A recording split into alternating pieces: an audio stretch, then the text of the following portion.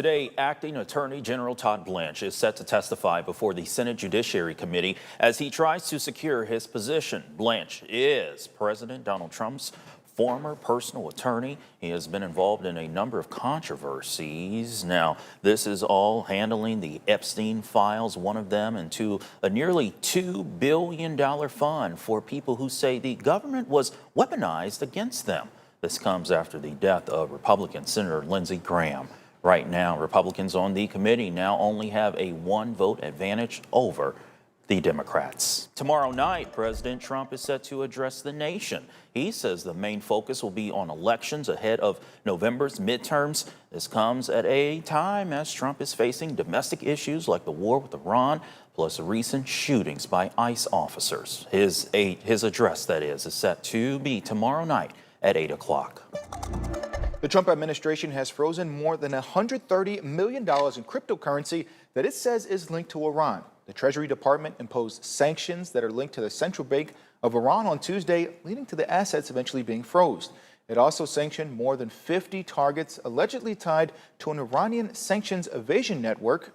Heavily sanctioned regimes like Iran, Russia, and North Korea have increasingly turned to cryptocurrency. That's to generate revenue and skirt some sanctions. It's because it's less regulated than traditional banking systems. New this morning, the U.S. House is expected to vote on next week on the president's defense spending bill. The Trump administration has requested more than $87 billion to cover funding for the Iran war and other Pentagon priorities.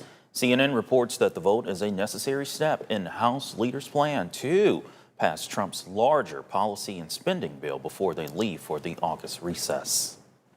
The U.S. House of Representatives has now passed a bipartisan bill to make daylight saving time permanent. The measure is on its way to the Senate.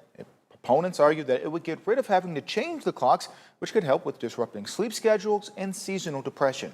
Those who are against the bill, though, they argue that we'll have later winter sunrises and school bus commutes that'll be in the dark.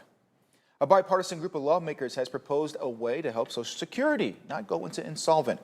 The Promise Act comes after a report suggests Social Security shortfall in funding coming 2032.